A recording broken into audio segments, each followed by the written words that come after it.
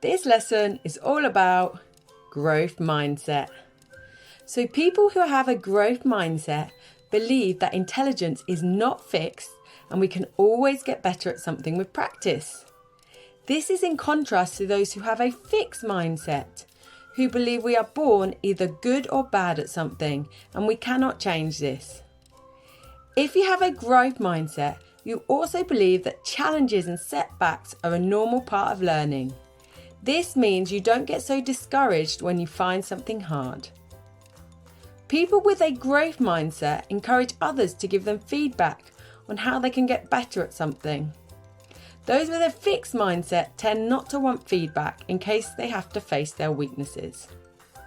Scientists have shown that people with a growth mindset tend to be better at learning new things as they are more open to the process. So how do we get a growth mindset? Well, the first step is easy. Just knowing about growth mindset encourages you to have one.